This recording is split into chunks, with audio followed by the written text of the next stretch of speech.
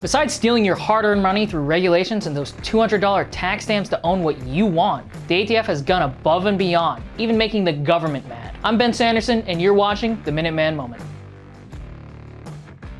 According to a bombshell report by the U.S. Office of Special Counsel and the Office of Personnel Management, the ATF has wasted more than $20 million in taxpayer funds. Now, where did that money go? To line the pockets of at least 108 high-level bureaucrats. So I bet you're wondering, what did they do to earn such a nice kickback at the public expense? Well, they pretended to be actual law enforcement. Let me break that number down for you. $20 million over 5 years to 108 different paper pushers posing as law enforcement comes out to an additional $37,000 a year in salary and retirement benefits. That's double annual minimum wage. So while you're working and having your wage stolen, it's going to these tyrants. Yeah, you heard that right. The ATF has been using our stolen money as a slush fund so these desk jockeys can have a sweet salary and an even bigger retirement fund. This shocking abuse shows just how corrupt the ATF really is. For ATF, these crimes don't just represent corruption, but were ATF's standard leadership operating procedure for many years. According to the OSC,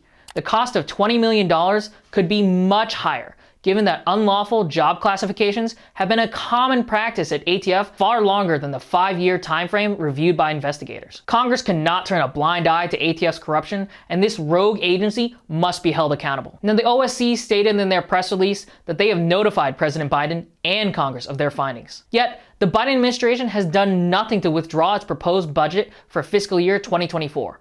Or lift the tax burden from this issue. Instead, they would rather reward ATF for its financial crimes with a 13.6% increase over the 2023 budget, raising their operating budget to nearly $2 billion.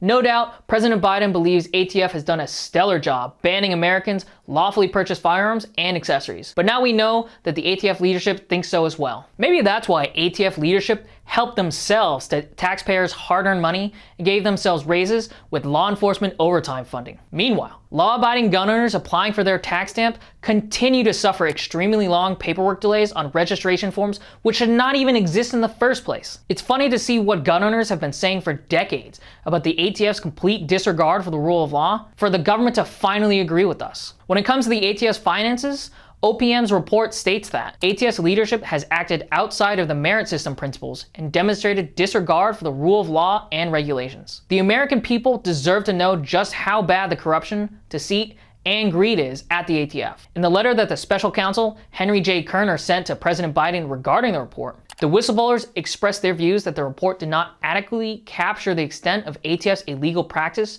of the full impact of the harm. These rogue bureaucrats at ATF are a disgrace to public service, the United States, and the American public. That's all the time I have today, folks. I'll see you next time on the Minuteman Moment.